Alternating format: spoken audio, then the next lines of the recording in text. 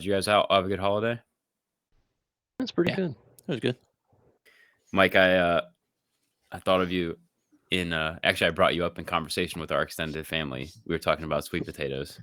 Yeah. I said one time on the boat we had a civil war because Mike told the cook chief that yams and sweet potatoes were different. And then the whole family was like, "Are they?" And I was like, "Well, let me put it this way. The cook thought they were the same and the nuke thought that they were different. What do you think?" And they're like, "Oh, the cook obviously knows." Like, you think that the cook knows. You would hope, but no. Dive. Code red in 4 compartment middle level. Torpedoes in the water! No, I never have thought I was smart. I thought the people I dealt with were dumb, including you.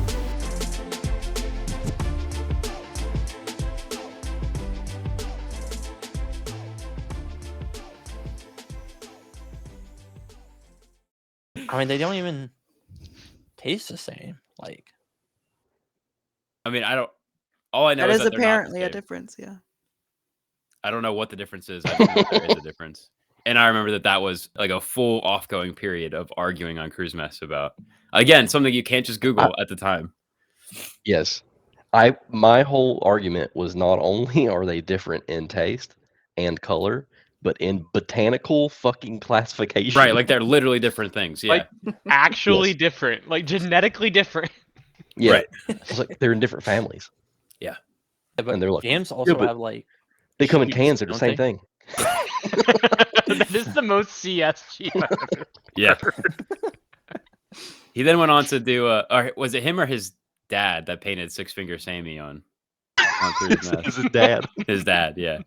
Oh, yeah. When we got a once in a lifetime, twice in a lifetime chance to like make the boat look however, and the captain decided he was going to have someone hand paint the murals on Cruise Mess For so free. there's It was this, mainly like- so he didn't have to pay for it. Yeah, right. Yeah, exactly. And so there's like a chef with like his hands up, and he has 6 fingers on the hand that you can see. It's like, God damn, perfect microcosm of our boat at the time. I'm pretty sure. I think it was either Mikey or Jimmy who pointed that out to me when we were eating.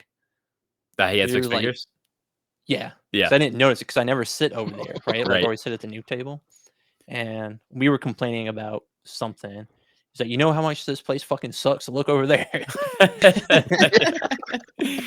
Yeah, even our fucking paintings are deformed. Yeah. So all right, go ahead. I was about to say, let's just cover the yam topic. Yam sweet potato Yeah, topic. okay, go for it. Okay. Yams, starchy and dry. Sweet potatoes, soft to firm. Yams, neutral flavor. Sweet potatoes, sweet flavor. Yams. Yams can be toxic if eaten raw. Oh shit. Okay. Brown or black bark-like skin. Sweet potatoes, not toxic if eaten raw. Good Smooth- difference. Yeah, smooth orange purple colored skin. So it's like, a few things just off the top of the. Wasn't there yams? Wasn't that a Yeah. thing? Yes. I don't remember Yam any what- context, but I am what I am. dude. No, they were served. I thought it was just because they were being we were served. just celebrating that they were having yams. I used to always think Oh. of that's like I think that's in like one of the vacation movies or something. They has Oh, a is little it? sweatshirt that says "I am what I am" Ah. or something. It's from some movie. It could have but- been a deep cut, knowing that division. All right. I have a lot that I want to talk about today. We're probably not going to cover any of it as thoroughly as we can or should. But today or yesterday, future President Donald Trump announced his choice for defense secretary is, according to his X profile, Christian American husband, father, author, and veteran Pete Hegseth, It's a lot of words. Fox News anchor. And I don't really like to talk politics on the show because I don't want to alienate anybody. But I thought it was pertinent in this case because he is staunchly anti-integration and DEI, diversity, equity, and inclusion. And I just thought that it would be interesting to kind of explore that a little bit. Obviously, I'm sensitive to the fact that we are 4 white guys and a white girl that are going to talk a little bit about DEI. How does Jimmy always miss his shit? I know, he does. Hello? I have a question. Yeah. As someone completely uninformed, like I know nothing about this person's takes, so I'm literally just a veteran walking into this fully blind on purpose to some degree. But I am curious how this anti-DEI potentially initiative may impact people who are also white. Yeah, That's agreed. another really big part of the And I think to kind of maintain level footing too, like he's also just a white guy. Like, I mean, we can have our opinions. He has his opinions. We're not going to be, and he may not be either, but we're not in the running to be the Secretary of Defense. not this year apparently. I mean, Got maybe. appointed. Who knows? Maybe someone important listens to the podcast. But one of the things that he has said recently, in reference to one of his books, one of his best-selling books that he wrote, is that in that book he makes it very clear that his stance is women should not be in combat roles, like period. And that the lengths that the military has gone to, mostly in reference to like changing standards, is unacceptable in his view. Okay. And that basically men can and should exclusively be in those roles because those roles require men, strength, things like that. Is it a misinterpretation or unfair to say that that feels a lot like going back to like the waves era, right? Of like women having very specialized roles within the military. It does seem that way. Okay. There have been, so I did a deep dive into the recent history of DEI in the military. So I pulled up Wikipedia, and I'll put this all in post, but I put up a Wikipedia article on diversity, equity, and inclusion, just to explain what it is. It's basically organizational frameworks which seek to promote the fair treatment and full participation of all people, particularly groups who have historically been underrepresented or subject to discrimination on the basis of identity or disability. And so I think that something that has to kind of be addressed is that things like DEI and critical race theory and things like affirmative action are related but different. True. And I don't think that the military or DOD has taken an affirmative action approach to any of this stuff, but that's just what I think based on the research that I've done basically today. And so feel free to correct me if I'm wrong, but you do know that like legally affirmative action was overturned recently. Jumping in for clarification, affirmative action went before the Supreme Court specifically in reference to college admissions. The court ruled 6-3 against the use of race in college admissions.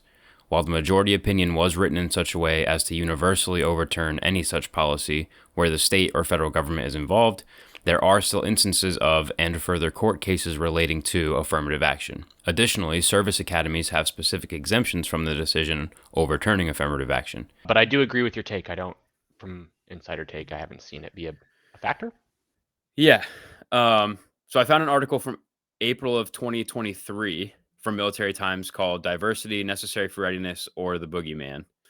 The 2020 National Defense Authorization Act, passed by Congress and signed by then-President Donald Trump, requires the Pentagon to implement a 5-year plan to expand DoD's diversity, equity, and inclusion, from who it hires and promotes to how troops treat each other. Okay, that's a very bad sentence. DoD isn't asking for much in Pentagon terms to fund it, requesting just $115 million for diversity programs for 2023, but that's $27 million more than last year. And then they basically got into an argument on the floor saying, does that mean what you did last year didn't work and that's why you need 27 million more? How much is it going to take if you're already failing? One of the, I think it was a Democrat from Texas, said that the events on the floor that day were an embarrassment. It's just one of those like really hot button, and this was like in the wake of George Floyd. It got ugly, I guess. Yes. And then in 2009, the same thing established the Military Leadership Diversity Commission, which issued a report with another 5-year plan to implement diversity initiatives aimed at notoriously white male military leadership. It set 18 goals for improving diversity, but in 2022, an Inspector General report found that the DoD fulfilled only 6 of them in the next decade due to a lack of implementation plan and oversight. So I found an article talking about that. The Pentagon set 18 diversity goals in 2011, which was 2 years after they said, and it's fulfilled 6 of them. The write-up from that act is gigantic. I'm on page 109 right now. The recommendations are across the board, vague and specific, but they accomplished 6 of 18, which seems pretty on par for like the way that the military and DoD responds to For the DoD. committees that say, here's how you get better. They're like, we're going to do 1 the and ones 3 that we tried. Yeah, we'll we're do going to do the ones we it. fucking want to do. And you didn't tell us that we have to do anything else. So we're just not gonna. Was anyone else here under the DoD in that time frame, 2009 to 2011?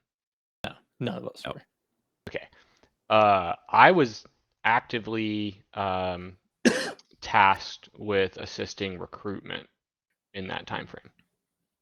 And I do remember that those initiatives were prioritized. Like I Yeah, some of them I are remember this specifically happening, about- is what I'm saying. Like Well, I the mean, long-winded way of saying, I remember this. It was taken seriously.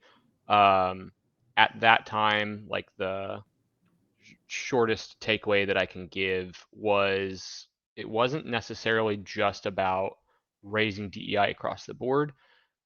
It was that it was a very pyramidal structure, so that DEI was included down here, but as you went further up, not as much. And so as someone who was supposed to be at that time assisting with recruitment of potential officer candidates, they were trying to emphasize it at the upper layers. And something that gets brought up every time they have a hearing or they send a committee forward about this is that the military in general and the military leadership structure does not represent the population. True. When it comes to things like race, ethnicity, gender. And that is usually the driving force behind these things is like, well, if this percentage of our population is XYZ, why is that percentage of our military population, military leadership not reflected as such? And so they come up with these recommendations to try to, I guess it's really to try to like snuff out, but kind of like over proceduralize getting rid of any systemic problems that have existed or exist currently. But some of these recommendations that they've accomplished are something just like change the definition of diversity. Okay, yeah, check. We did that. That's not really going to do anything. It's going to change a website. Well, There I mean, are it wasn't because you specifically brought up like 2011. That's the same time that Don't Ask, Don't Tell was repealed. So I imagine that was probably covered under that specific like part that you're talking about. I don't know if it was a big part of the same push. Yeah. I don't know if that's been included in whatever you're reading, but I haven't come across any. I mean, it is included inherently. Yeah. But I haven't seen any references to Don't Ask, Don't Tell specifically in this document. Another change that it looks like they partially completed was revising Title 10, Section 113, which is like the definition of what the Secretary of Defense does. And they wanted to add like diversity annual reports to the president, meet annually with service secretaries, service chief, and senior enlisted leaders to drive progress towards diversity management goals. So they wanted to add roles to the Secretary of Defense specifically about diversity. I did pull up Title 10, Section 113. It's very long. The Secretary of Defense has a long list of like what they do. I found some of them, but I didn't find all of them. That doesn't mean that they're not all in there. But that it seems like that one was at least partially accomplished. I'm trying to find the one about recruitment specifically. Okay, here we go. So it's their 6th recommendation. It says the shrinking pool of qualified candidates for service in the armed forces is a threat to national security, which they're still saying today, 13, almost 14 years later. The stakeholders listed below should develop and engage in activities that will expand the pool of qualified candidates, which, of course, we want to be able to recruit more people. And then A, the president, Congress, and state and local officials should develop, resource, and implement strategies to address current eligibility issues. B, DOD and DHS, which is Coast Guard, should create and leverage formal partnerships with other stakeholders, institutionalize and promote citizenship programs for the services, require the services to review and validate their eligibility criteria for military service. And C, DOD and the services should focus on early engagement. They should conduct strategic evaluations of the effectiveness of their current K through 12 outreach programs and practices, and increase resources and support for those that are found to be effective. So yeah, they wanted to start in kindergarten. A very interesting historical context that I think is kind of lost by today. At that time, we had just gotten through the entirety of the big surge, the 2008 surge. The average deployed force was only about 70% active duty and 30% reserve. Oh, wow. So we were extremely hurting for people. And we had also crossed into about one full decade of continuous warfare, meaning people were already tired of it. Yep. Just to be clear, are you talking about a recruitment surge, or are you talking about like the Arab Spring? No. I'm talking around this 2009 initial report to 2011 when they decided they were going to implement it. Like that very small microcosm of time. Okay. Because we do have a lot of people who may be potentially listening from just the last decade, where it's a very different environment. So these were really big issues in the manning side of things. And then we also had a very big changeover at the very top of the DoD, right? Your commander-in-chief now had switched over to being the first ever Black American to be brought to that position. So there was a big idea that if we increase DEI, we will solve our manning woes. Right. Like that was underlying a lot of this. It was like, hey, everyone wins. This is actually across the aisle kind of an idea. You have some people who are very worried about manning woes, some people who are very worried about DEI. Two birds, one stone. Yeah, for sure. And that makes sense to me. I think it makes sense to probably everybody, unless you're someone that like DEI is like critical race theory, and where that's just like a trigger phrase where it's like, no, I don't want it. Different historical context. And so that's why I, point it out. Their seventh recommendation was also about recruiting. It says DOD and the services should engage in activities to improve recruiting from the currently available pool of qualified candidates by creating, implementing, and evaluating a strategic plan for outreach to and recruiting from untapped locations and underrepresented demographic groups. Agree. Creating more accountability for recruiting from underrepresented demographic groups. Developing a common application for service, ROTC, and academy programs. That probably still needs work.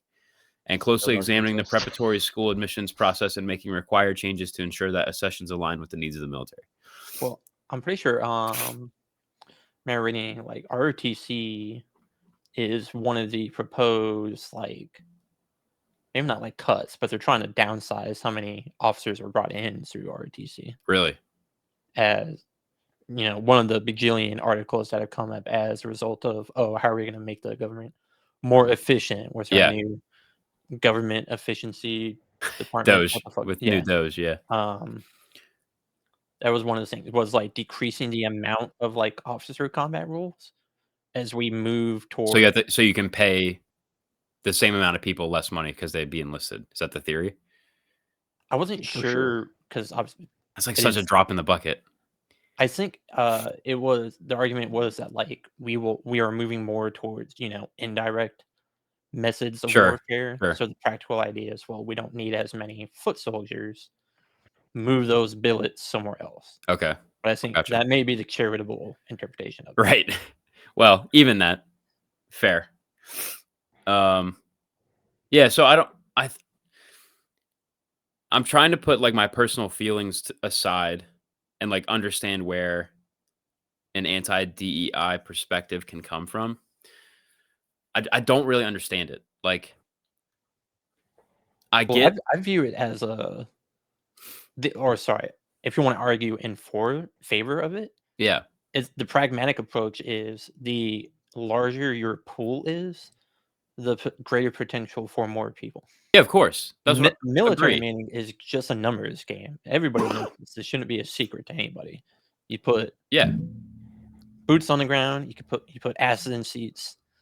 The thing that gear in the machine, right? Just get somebody thing in there that to do a job. I don't want to say they and make it a group of people. The thing that Pete Hegseth has talked about was getting DEI out of the military, not necessarily recruitment, but out of the military and out of academies, which obviously I didn't go to the academy. I don't know how big of a role that is.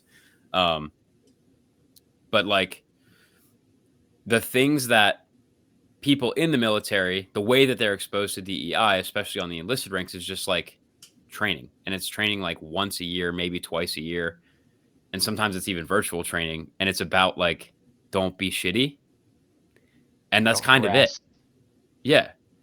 So is that what he's trying to get rid of? Is the like, we don't need this program anymore? That's what I don't know. Because it's a non-issue now? It's not. I don't think it's because it's a non-issue. I think well, I'm not trying to get too political. Maybe it is. Maybe I'm just trying to see it from that perspective of like, well, why? It is. It's an anti. Is it like a formality type thing? Like we just don't need that type of training because I'll say it straight up as the only one still in the military in this group. Yeah. I don't view it as a pragmatic approach to anything. It's anti-wokeism. Yeah, you can't come from a partisan news outlet who's entrenched in, social culture warfare. Yeah, fair point. You can argue that it's not. Right. It's a very definitively tilted perspective.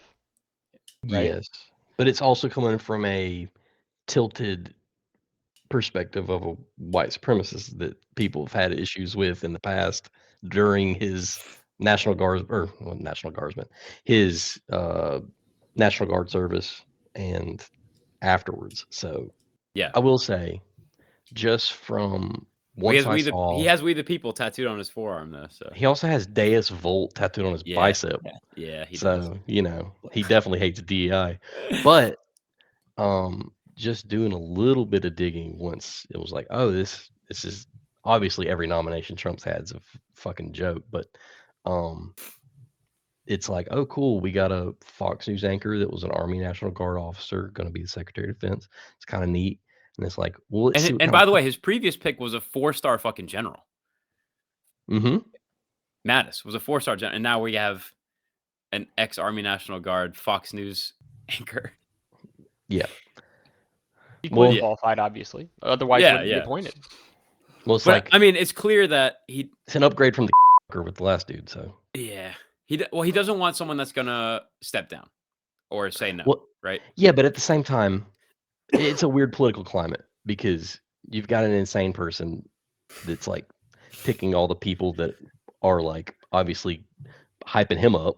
Yeah, and then he's got to appease to the people that voted for him, and that guy's right in line with their views, which are usually I mean, it doesn't stray too far from Project 2025 agenda as far as like critical race theory DEI stuff goes. Yeah, but like, no, I don't think women should be in combat roles is a lot. That's okay. I think we have previously very adequately addressed that at this time across the board in every branch, the DoD has a known systemic shortfall in manning. And I know that manning, it probably isn't even the best word given the context, but we are unable to meet billets with bodies. Right. I think that's right now, given whatever the current requirements may be, given whatever the current recommendations, DEI or otherwise may be, we are known to be unable to fill those seats. Also, if you look at another like obvious and key recurring statistic, the number of people that are eligible for military service is not going up. Correct. So these are some really interesting shortcomings for that perspective in my mind, just from pure stats, right? It's like, okay, let's say So the pro is obviously you could potentially, and maybe not definitely, but you could potentially expand the pool of eligible and or willing candidates that you could recruit into the military. That's the pro. Or you could choose not to. You could choose to shrink it. Right. And the other pro, potentially, and I don't know, maybe not everybody views this as a pro, but the other pro is like, hey, maybe everyone in the military will treat each other better. But what if they don't? Right? We'll rank What if up we choose to not do that? appropriately. Yeah, I'm trying to play devil's This is a advocate track. here. This is the track we can go down both either one. Yeah. Right? And what we're saying is that if both are equal, that's But an what is the interesting con? take. I mean, the con is $170-something million used to pretty much train people For DEI? for DEI. Like, what is the con? Yeah, what is the con? Wait, It seems like that small if drop that's of how money. we're trying to make the military like more fiscally, is that the word? Yeah. Like Efficient. viable. Yeah. Yeah. Or Well, it is a business. we're It's so off by little money, though. magnitudes. Yeah. That's why, and the other con is like, I don't want to have a woke military. That's the thing, I right? think the con is the culture war. I think the Right. con is the mentality. You have some people who believe, apparently, that the best way forward is a return to World War II mentality. Yeah. Because we won World War II. True. That's a very fair point. definitively, like Yeah. decisively, right? Maybe that's make So America maybe great that's again. the pro. Yeah. If we return to that culture, maybe we could somehow reincarnate that version of America, drag it up, Yeah, some yeah, feet yeah, out right. underneath, and then like, boom, look, we're back, baby. Like maybe that's the take from my own perspective that I would find this view very challenging to accept. And again, I'm intentionally setting aside my own kind of like morals and views and just trying to look at facts, right? Which is hard sometimes. I was on one of the largest military vessels that we have, one of the largest in the world. We were a majority minority Right. vessel. And that's actually not that weird. And if you look at the current population breakdown of the military, in the lower ranks, the enlisted ranks, those that make up the majority of the military, minorities are overrepresented compared to the American population. So What about officers? What about officers? What about the inverts. boys' club?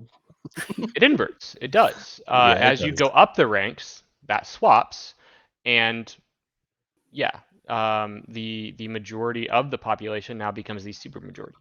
Mhm. So I think that if you're going to remove the DEI initiative, optimistically, Yeah, but dude, some of these things are like, don't include the service member's picture in ranking boards. Like, yeah, fucking don't do that. That's a good. Why would you not? Yeah. Sure. Yeah. Right. Why I is mean, that required? Yeah. Maybe you just want to get a good cultural feel for how they're going to lead their boys. I don't know. Like, I'm trying so hard, guys. Yeah. I really Yeah, am. But I don't I know. understand from a logic perspective where you could look at the current state and the current needs of the military and move forward with the idea that what we need It feels to like he do just straight is up revert. doesn't know. He doesn't know about the Manning issues. He just I- seems This- stupid. I would This argue guy's- against that. Well, one, he was a talking head for the most Yeah. popular news syndicate in our country. Yeah. There is no Entertainment way syndicate he wouldn't by have their own name. Yeah, Like tangentially if, heard actually, that. if they've been reclassified as an entertainment business. I think because- here's something I that's think the good. news puts out there's what they laws. want to put out, and they know what they want to know. Well, they put out what one person wants them to put out. Yeah. But I think, Yeah. I think that they have this misinterpretation or they have this idea in their head that if we can present the military as non-woke, we will unlock this pool of, I'm going to call them country boys unfairly, but like, That's what I Redneck, pictured. But you're playing to the stereotype. Yeah. I get it. yeah. But they think they're going to unlock this pool of Confederate flag waving, cornbread eating guys that are going to come join the military. You're Gen not Sixers, gonna. if you will. You're not gonna. Yeah. They're No, not. Those I would people say are you not. don't need to because already- that's already done. Like They mission already joined. accomplished. Yeah, but those guys dudes that are already not joined the military. those like, guys that are not joining the military are not doing so because they think it's woke. Like that's not a fucking stereotype out there in Mississippi about the fucking military. You're not going to unlock this pool of people that are like, oh, now that we don't have CTR in the military, I will join. Like you might get a handful of people. Is there, I mean, to anyone's knowledge, a category of people that are saying that? Like, I don't know. Like, is there any poll? Is there any kind of like actual data that says people are resisting join? I mean, because we do know that currently, just speak from our own like anecdotal. it's down. Like recruiting's way down.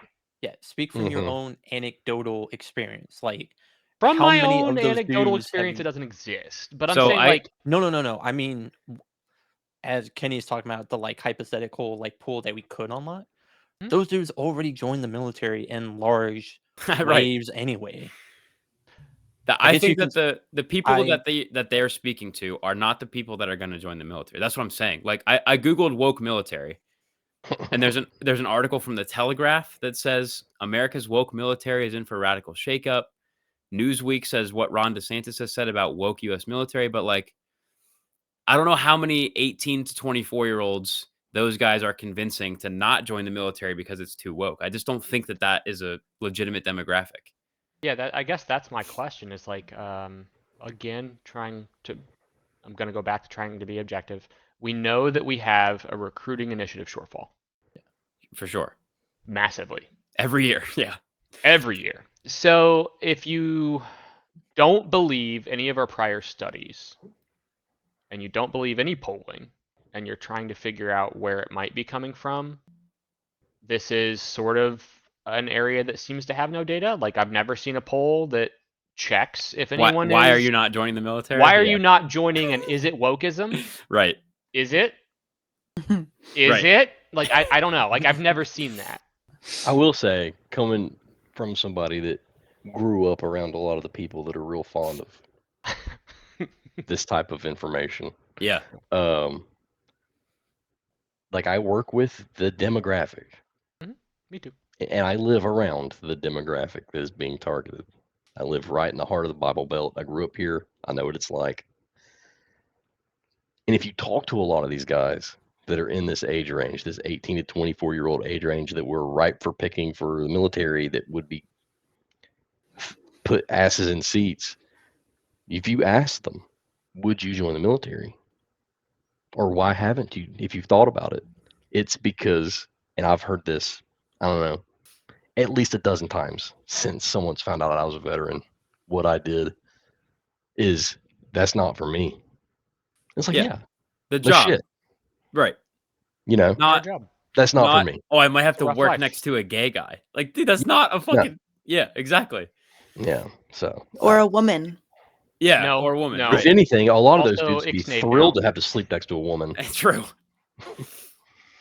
Oh, this is a very interesting thing. You all are all coming from a very different perspective than I am. Because when I was in, my service was directly alongside women, right? Yeah. Mm-hmm.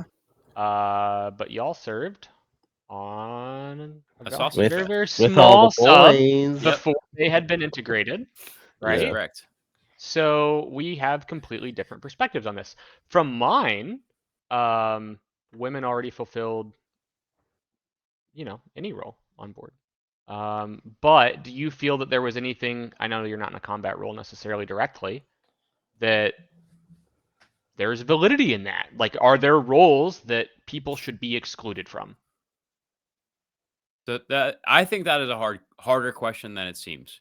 It is, on purpose. I'm trying to dig into it. Like, I'm trying to give any kind of validity I can to these ideals. I will say that not for a intrinsic characteristic outside of your control. Like, the thing that bothers me whatever is the standard is, then the standard, exactly. Okay. So like Pete Hegseth and others say things like, well, women don't have the same standards that men do. Okay, yes, that's true. That is true. Their PRT standards are lower. They don't have the same, like, just numerically, they don't have the same metrics that men do. Mm-hmm. Okay. Many people who know a lot more stuff than I do came up with those fucking numbers. But, like, fine. If that would appease 51% of the country, it's going to hurt the military. You're going to lose however many percentage of the women that are passing their PRTs now. That wouldn't be if that was the case. But like that, I at least understand that talking point. I don't give a shit, and I never will. Like I said, you can be 9 feet tall. You can be 4 fucking feet tall. Yeah. You can weigh 600 pounds. You can weigh 90. If you can press the fucking button and turn the switch to turn on a pump, who gives a shit? I don't fucking know.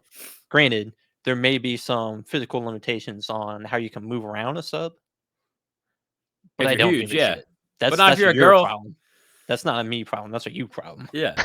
Yeah. There's You're no too tall, there is no your job. issue. Yeah. There's no jobs on a submarine that a woman could not do. Or a gay guy, or a trans person, or fucking whatever, or a black guy, any demographic.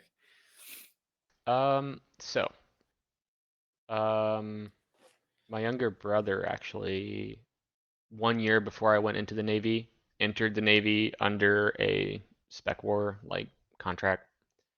And so I got to see a lot of like how that works. And that was also right around the time when we very first started talking about, is spec war something we need to open up to women, because once again, we are falling short of the recruitment. Yeah.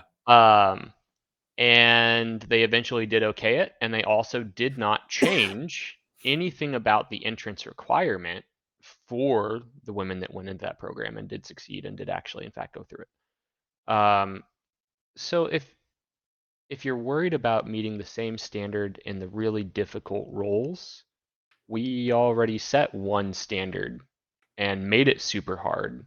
Yeah. And There's no it was there's hard for not everyone. There's no female buds. No, there's It's buds. Yeah. right? So from that perspective, I think that those fears are probably being misled. I don't think. I just think that they are archaic in their mindset. They want white men to do the jobs. They want women to be home to collect their men when they're done. And I was going to say, I think, so my other I think they mostly take- want men. I think they're less concerned about race. Well, and more the concerned about DEI has gender, entered but- the conversation now too, though. Yeah. and that's across the board. Yeah. But my other thing that's really interesting from my own perspective, I think, is, we all did year after year the exact same PRT that we had to do. I don't think most people that are in generally good health would struggle to pass it. Agreed.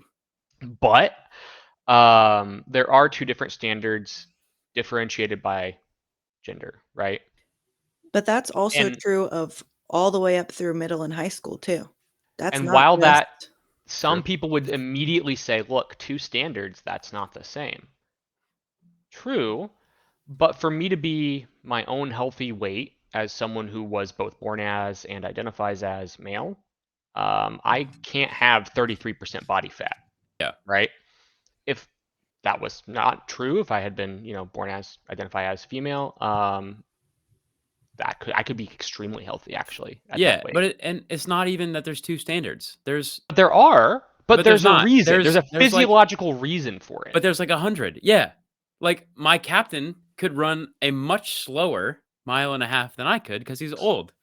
And if he was a female, it would be different also. Like, right, but my point is, like, they've actually done a ton of research on a lot of these differences of standard in order not to make them the same, but to make them equal. Right.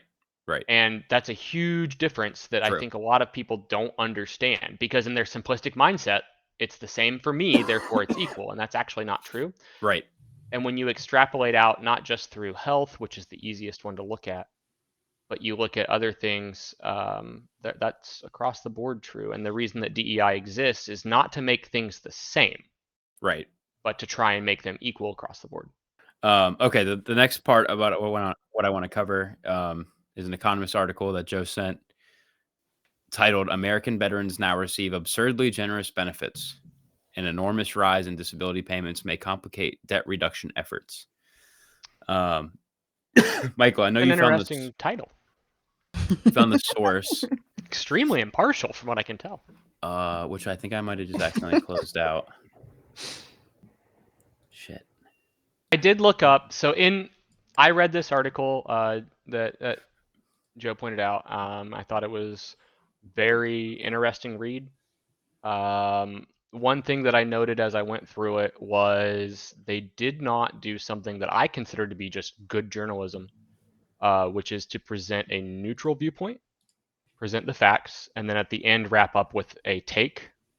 The take comes out in the first sentence. Yeah. And the further you dig into it, the more it seems to be talking to one side with no counterpoints. What journalism does that, though? I didn't say that there isn't any anymore. Yeah. I said I consider it to be good journalism. Yeah.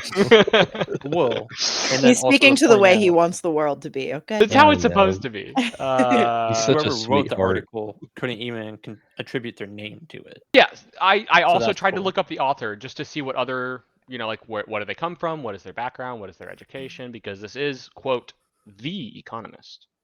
Yeah. And so therefore, I would expect if you're writing an article for the Economist, maybe 101 economics, but apparently not.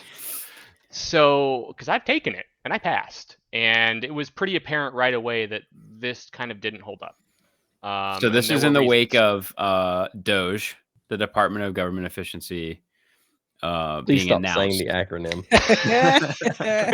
It Being makes me announced and fucking headed by throw up in my A1 mouth. Mr. Elon Musk. And Well, go ahead, Joe. Elon Musk and Vivek Ramaswamy. Oh, really? I didn't hear that announcement. Yeah, this is Old the Vivek fucking, is going up that's there too. Two huh? people. the Okay. fucking Wonder Twins. Oh, that's right. That's right. I did know that. Pretty sure I said his name. The person who totally wasn't running for a Donald Trump appointment the entire time he was in the primary. Swear But to God. I do. Isn't Vivek an economist? I think he is by trade. Yeah. I know he comes Yeah. from business land. Yeah. Yeah. I mean, I'm not. Yeah, You've that's all I some want to say. He's an business economist. dude. So this article says that the department, meaning the Department of Veterans Affairs, budget has surged over the past 2 decades, rising from $86 billion in today's dollars, which was 2.6% of the federal budget in 2000, to $336 billion, 5% of today's budget this year. It now receives almost 3 times as much as the Department of Transportation. Mr. Musk is zeroing in on discretionary spending, which includes Mr. programs Musk. such as the department's medical services. But the main driver of its spending surge is mandatory outlays for disability compensation. Between 2000 and 2024, such payments ballooned from $26 billion in today's prices to $159 billion. Last year alone saw a 17% jump, and the department's latest budget request forecasts that compensation will soar to $185 billion over the next 2 years. Talks about a little bit of the history of the VA, the disability program, and then basically just says that they are for making it more difficult to receive disability benefits. Too many people take advantage that shouldn't, and implies or almost directly says that people are essentially scamming the VA by applying for a low rating disability, such as, I think they say sleep apnea, and then continuously attempting to increase their percentage after they get the initial rating, which, I mean, that is a thing that happens. I'm not going to imply that anybody is scamming the VA. But that's the gist of the article, is too many veterans are receiving disability, and too many veterans that are receiving disability are receiving too high of a disability compensation. AKA too many people are 100% disabled. And then they also say that there was a research done by Mr. Duggan and co-authors. Is that what you found, Michael? I think they have a single infographic in the Guy entire from article. Stanford chart. or whatever. Yeah, I see the infographic. Okay. That's Brune. Well, they Dug say up the research the by Brunel article from Yeah. University of Chicago. They found that disability compensation reduced employment, with 1 in 5 new recipients leaving the workforce after the change in 2001. As nearly 2 million additional working age men have gone on the rolls since then, this implies 400,000 may have been discouraged from work. A study in 2022 by David Silver, then of Princeton, that's interesting, found that extra compensation had failed to boost veterans' mental and physical health. Indeed, suicide rates have increased relative to comparable non-veterans. I'm not really sure what the point of that statement is. I think it's a really interesting statement. We'll circle back. Yeah. That was the one I dug in on because I was immediately like, hold the phone. Yeah. And then the article closes by saying reducing payments to former soldiers will never be popular, but it would be wise. America's veteran obsession has gone too far. And that's the end of the article. Yeah, I think veterans are fucking stupid for joining the military in the first place. Yeah. That's Well, basically. you could argue that. Yeah. Don't join the military. This seems to be their fucking MO. Don't join the military. Well, yeah. It's a money sink. And these dudes are business people. Yeah, so just real quick on the money side, I did run some numbers. The DoD budget for fiscal year 2024 was $1.99 trillion. Okay. That's broken out between international security assistance, Army, Navy, Marines, Air Force, military sales program, which I don't totally know what that is, and defense wide. So 1.99 trillion. Cool. The fiscal year 2024 VA budget was 182.3 billion, which is 9.16% of the DoD budget. So they're taking 9%. It's not the Too same much, money because it's greater than zero. Yeah. But it's not the same pool of money. But what I'm getting at is that the budget that's taking care of veterans is 9% of the budget being spent on DoD Active. currently. Yeah. Mm-hmm. Yeah. Did you find that clear and understandable from the wrap up in the article where they say the department should go back to its purpose? Oh, let me go back. Let me go back. Because that seemed extremely straightforward and not at all misleading. The Economist or the other? Yeah, one? in the Economist, actually, in the wrap up, they're like, Yeah, we should really bring the department back to its original mission. To rein in costs and focus the department's mission, policymakers could take a page from the Congressional Budget Office's recommendations. Hold on. The department's mission. Yeah. To rein in costs and bring back the department to a focus on its original mission. We're going to talk all day about the disability benefits, which come out of the Department of Veterans Affairs. Right. Yeah. And then at the end, compare that to the DoD, or say that the mission of the VA is not Veterans Affairs. Yeah, good point. Mm-hmm. And they did. I don't know if that was intentional, but who the fuck is the extremely department? Intentional. You can't tell me it's not. Yeah. It must be the Department of Defense. That must be what they're talking about. Yeah. They are, but they have not spoken to the DoD Right. until that line in the article. If Because they mean the DoD. Because it's obvious that the DoD's role is not to It's take a care of literally different budget and invalidates all Yeah. of their economic argument. Yeah. I mean, just not even talking numbers or economic, like money. If I had to make a thesis argument, it would be, payments have gone up because, yes, it is easier to get covered, and that it is like easier to get your ailments and whatnot covered. But the alternative to that, as we can see, like prior to the war in Iraq, right, the first Gulf War, Vietnam, was you got kicked to the curb and said go fuck yourself. Yeah, I think that's the biggest problem I have with this article is even implying that there is a veteran obsession in America is crazy. Like we like war. We don't like veterans. We don't want them to come back. Yeah, based on fucking what is there a veteran? The homeless population, the suicide rate. What do you think? Maybe we had a 20-year continuous war. You think we need to take care of those people? Right. Like that's the whole article, but they're acting like they are. Yeah. That's what is so upsetting is like we have this obsession of taking care of stop taking such good care of veterans. Like what the fuck are you talking about? Well, I would What's hilarious is we have an obsession with the rhetoric of being supportive of Agreed. Yes, that is true. Agreed. We don't have an obsession with the action of it. Correct. But that's Joe, easy. you are But on it tonight. I'm not going to I'm not defending that's what they're trying to say because I don't believe that's what it is. No, you're right though. That is true. That's true. Yeah. That's a long time true, right? We have the thank you for your service and the thank you is all you get. Yeah. Right. Yes. I did my part. And that's exactly. Well, because they bring up specifically burn pits. Yes, I was going to talk about that. Largely was, to my understanding, very, very difficult, if not downright impossible, to get covered until the passing of the PACT Act. Well, yeah. So that the article implies that because of the PACT Act and other similar legislation, that allowed presumptive conditions to be covered, that means that like so many more people could scam the VA. But like you have to Could provide. get coverage. Yeah, Yeah. that's what I'm Yeah, saying. Like just because. And then they secondarily said the rise in coverage therefore implies right.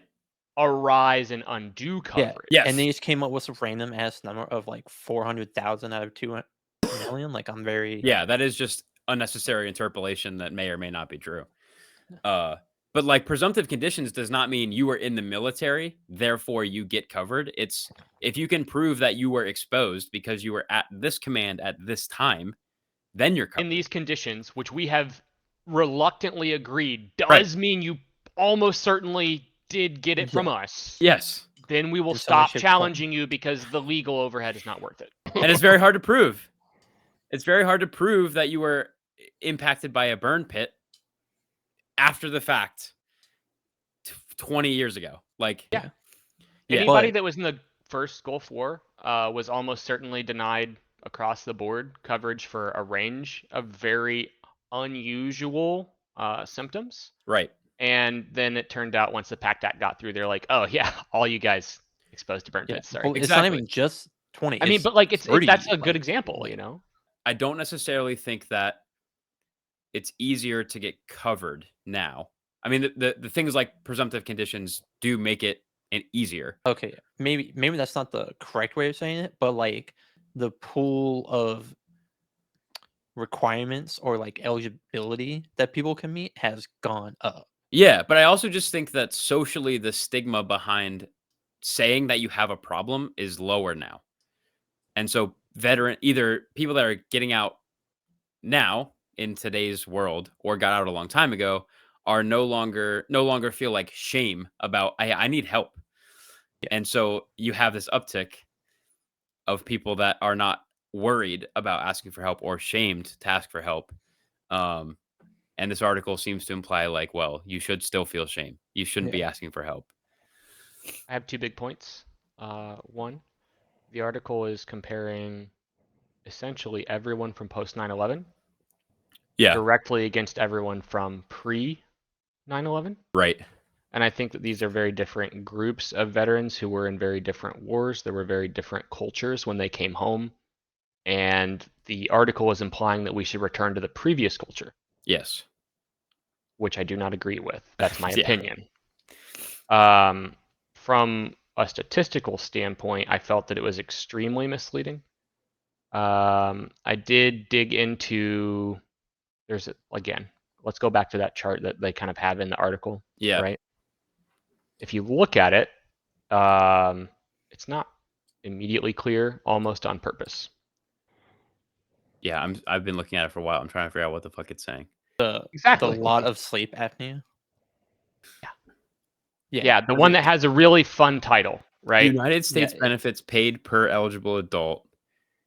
What is that in terms of values? Like, can you just give me an x-axis, y-axis? I know what it is, and I know that they didn't change it. They just changed the way that they labeled it to make it very confusing. Per eligible adult? Why would that ever be? Who's an eligible adult? Yeah. It's not clear immediately. Also, they, I think, very intentionally altered the colors, the different lines from what they originally were, to make one stand out. Definitely pop. And then I know what you're talking about. if you look at the y-axis, it's in single digits. And Yeah. if you look across the top, it's very confusing trying to decode it. On the right, that y-axis is totals of thousands per year. So where it's That 7. top number where it stops just shy of 6, the Yeah. really, really high value that you're supposed to be scared of is less than $6,000 per year per person. Well, it's 7. 8. Yeah. It's at about 7. But yeah, There's 6 in the 2020 original chart. okay. I was gonna say yes, the thing yes, that yes. stands out to me is because the name of it is a lot of sleep apnea. Yeah, but they're throwing a lot of What flavor the text across line the is top. showing you is just Total. benefits paid for eligible adult. So it's Right. clearly trying, as if you combine the graphic with the words that are said in, you get, wow, there's a lot of people taking $7,000 because they have sleep apnea. Right. Not there are people taking $7,000 because I don't know, they're exposed to burning fucking tar pits in Iraq. Right. Major Yeah. things to consider, though. This is per fiscal year, so $7,000 will allow you to starve in 2020 and onwards in an entire fiscal year. Oh, that is per year. That's insane. That is Yeah. literally per Yeah. year per person. So that's not even that high of a value, but they're trying to look at the That's not even going to cover your sleep My apnea my machine. brain just told Yep. me that was per month because Nope. per year is absurdly low. Yes. Also, they're not even a direct one-to-one comparison, because when you actually look at the eligible individuals, right, like the supposedly, like, you know, per eligible person, in the original work from the University of Chicago, they clarified exactly what that meant, and in this, of course, they don't. So does the study have the opposite opinion? Yeah. Really? Yeah. Holy So shit. what the study came away with almost supports some of the points of the article, Right. right? Which is that there is an increased expenditure per person who is drawing disability. Right. So of the people who have disability, the expenditure has gone up. And it does also state, which is in line with the article, that this increase in spending does not show an improvement in outcomes for suicides Right. or self-harm. And in fact, the correlation to that is like non-existent. It doesn't show Dude, any improvement. that's the thing. I wanted to come back to that sentence because, like, yeah, of course it doesn't. Oh, no shit. Like, right? you're not getting VA disability compensation to make you not suicidal. So You're getting it like because they literally the compromised- takeaway from the article was like, look, we're spending more, but we're still not doing the thing. Yeah. Like, that was the article. Right. Original. And then yeah, this interpretation was very interesting, to say the least. Yeah, the But- Economist article is we're spending more and not doing the thing, so stop spending more. Right. Yeah. Yeah. Clearly, that's what you should Yeah. do. No, but what the original point was just that, like, hey, it turns out we have not only intuitive, but also now statistical evidence that as deployments go up and deployment time goes up, we see negative outcomes with regards to disability claims, Oh, no shit. overall Veterans Affairs wellness, You don't say. as evidenced by increased suicide rate despite increased spending. Yeah, and right? I'm So- sure the homeless rate goes right along with it. I just found it very, very interesting that the two studies found extremely It's just different like- outcomes from the same data, and then only presented one side. VA disability compensation is because your military service has compromised your ability to work after your service. It's not That's what it's because more money is going to make you less suicidal That's not the or intent. less homeless. It's because you can't fucking have all the jobs that you could have otherwise had because the military broke you in some way. Yeah. And they And that determine alleged if they flat broke you line, 10%. let's compare it 20%. to general population Social Security disability, right? Like, that's maybe the intent of including SSDI down there. That is the next highest line. Yeah. That is the next highest line. The reason that it is flat is because it's compared to the total population of eligible adult U.S. workers, Right. not people on Social Security disability. How much have we spent on Social Security disability versus how many workers are there in the economy? And Right. we have never raised Social Security disability. Yeah. Anyone on it can tell you. So yeah, it's a flat as fuck line over 20 years. And that's like a disservice to them. It doesn't make sense. You know, Right. like, I don't know. The whole thing is crazy. Yeah. Yeah, I mean, I think it would be cool to live in a society that actually had an America or a veteran obsession. I think that'd be pretty neat to live in a world where, hey, thank you for your service, and here's the things that we feel we owe you because you sacrificed everything you could sacrifice for the betterment of our nation. But that isn't fucking real life. I also to- took issue, like, you guys can speak to this directly. One of the kind of implications was, oh, these people are slipping in with this foot in the door, easy free claim, Yeah, and then upping it over time. right. And it is true, just as they say in the article, every veteran is allowed to appeal their decision at any time, Yep. any number of times that they want. After the first time, it will not be considered, but you can keep doing it. Yeah. I don't But know they why you also would. leave out the fact that when you do that, they can lower your percentage. It doesn't just go up. Right. But I was led to believe by The Economist. Yeah. Yeah, mean what you're they don't lowering? tell you is the reason you don't do that is because they can reconsider all Right. 100% of the things that you have had rated. And Yeah. they can just lower them with no evidence and you have no appeal. So the one thing that I don't immediately disagree with them on, and I'd love to hear you guys' take on this, is that the current VA disability compensation setup does disincentivize people from getting better. I don't think that that's wholly untrue. But I think that also comes from I the like prejudiced mindset of this money would make you better. It's not designed to make you better. It's to you signed a contract, you did some extraneous shit that Yeah. 99% of the country can't / will not do. You will now be paid like on the back end for it, right?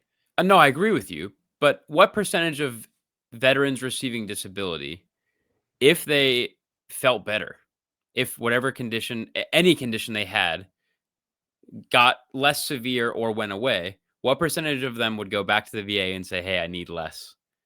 Right. No, I agree Zero, with that. right? 0%. Yeah, of course. Like I get that point, and I don't think that point is wrong. But I think that wrapping it up in an article like this it takes away from that potentially accurate statement. It's disingenuous. Yeah. But I don't think disagree with that's that. I think they've accidentally stumbled into one good point among a myriad of lies. Right. Well, that's that. I don't think veterans receive too much compensation. I don't think very many people are scamming the VA. I think that if everyone that had a service-connected disability actually filed, the numbers would be astronomically bigger than they are now. And that's just my opinion from not as an economist, but as someone that served with people. I have a If I feeling had like a magic wand and I could make every person get the exact amount of VA disability they genuinely deserved. Yeah. Based on their service, there's no way the number would go down. Oh, That's all it I'm would saying. skyrocket. Yeah. Yeah, it would be unaffordable. Like if I had like infinite knowledge of time and space and it could just be like, boom, you all get only the bare minimum you deserve. Right. I mean, it wouldn't go whose down. grandparents were in like Vietnam or World War II? Yeah, Like, and never got shit. and never got shit. I have a Yeah. grandfather PACT Act who got my yeah. grandfather some of his like actual disability that he's been owed for decades. Right. And he has Alzheimer's now and is gonna die and not remember it. Yeah. Yeah. Like it's sad and true that that's the way we've set it up. I'm But saying like I think bring- to Joe's point is like now the VA is trying to like better that problem. And this article is like, well, don't do that. The, Yeah, well, the shut VA it doesn't down. have a ton Give of 'em nothing. control. Listen, No, The current, have you looked at that red administration- line? yeah, the red line. That it's red. Everything else is blue, but that one's red. That's bad. I say, but honestly, in Trump's last term, he did the same. He didn't do anything to hurt this progress. Right. Actually, to his credit, he did make some care a lot more accessible for veterans in rural areas. Yeah, And that's I what I'm thought saying. that was really good, and then it got repealed, and I was really mad. Yeah. What I'm trying to say is that Trump's first term was not a net negative to veteran care, in my opinion.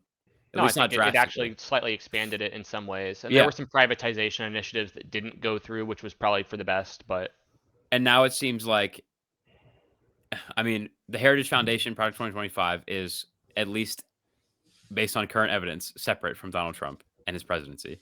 But like the people he's appointing and the things like this article paint a very dreary picture of what the future could hold for I mean, I don't veterans. think you need to say that. The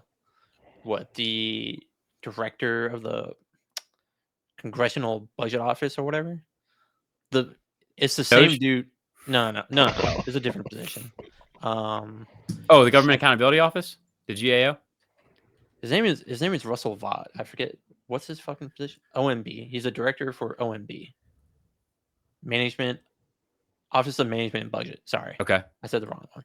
But he was a guy from his first term, left to go to that think tank, and is now taking the same spot back. Same. So it never Republican- was. Like, Yeah. Again, it's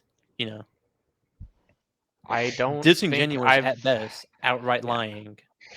Yeah. Otherwise, like I've not read anything out of it that I thought looked optimistic for better now. I know, dude. To be honest with you, and I mean, Agreed. like, that's personal politics aside. Like, just in the interest of other people in the service now, potentially going into, and other vets, I haven't seen anything come out of that that looked like it was probably going to benefit. Yeah, and I that's think best case scenario.